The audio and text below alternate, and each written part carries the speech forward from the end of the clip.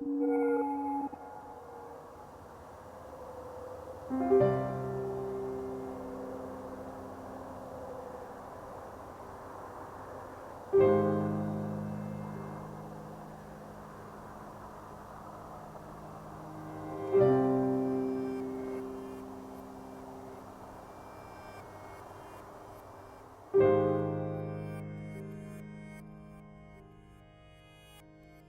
the wake of Pearl Harbor, December 7, 1941, there was a considerable amount of hysteria with, with the U.S. entry into the war, having never been attacked like that before. Um, and there was a call to remove people of Japanese ancestry from the West Coast. The supposed reason being that they were a potential threat.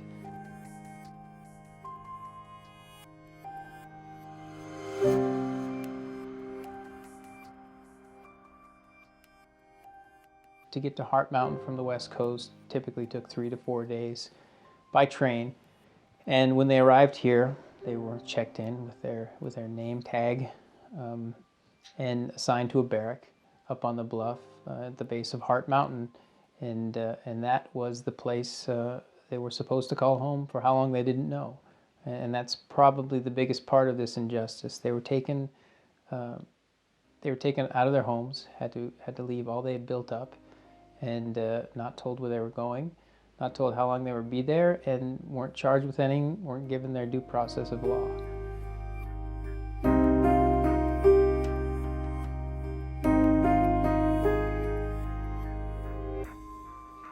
Winter, the incarcerations came in, that winter of 42 into 43 was a particularly harsh one. You know, they had minus 20-degree temperatures, Fahrenheit, coming from California, coming from Washington, not prepared for that at all.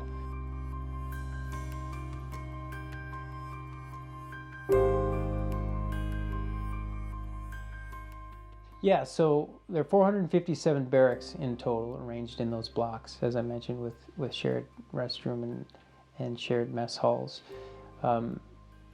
Unfortunately, we don't have any of those barracks remaining on the site today, but we do have original structures in the form of hospital buildings, and one, a remarkable structure, the boiler house, which has a chimney, I think that's about 90 feet tall, red brick chimney that you can see from a long ways away, that are powerful artifacts of that camp.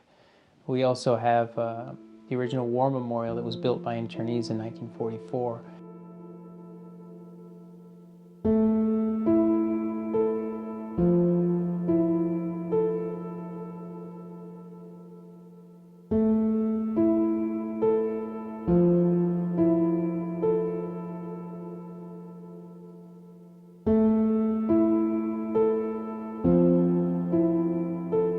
At least here, they had community, they built community. When the camp closed, they were sent on their way with $25 and a train ticket.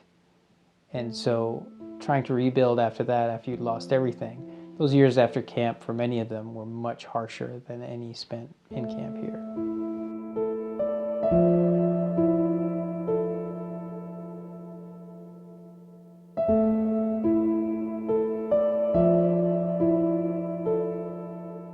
A large part of our mission is to share the facts of this history, what happened to the people here, how they got here. But the other part of our mission deals with what we can learn from this mistake and its relevance today. I think you'll see with, particularly in the U.S., we're having immigration reform discussions. During 9/11, there was a lot of prejudice against Muslim Americans, and it's important for this history to come into the conversation when we're making hasty decisions about people based on their appearance, their beliefs, their race.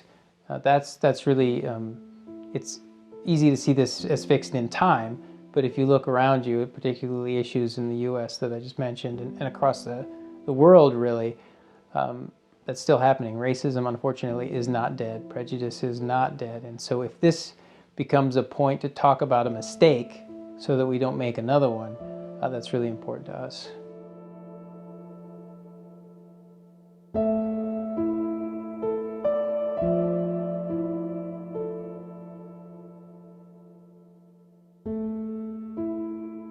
Well, I'd say that for as being an American citizen, you know, we had no hearing or nothing. They just rounded us up like a bunch of sheep and said, you have no rights, and you just do what we tell you. And, well, we lost all our rights.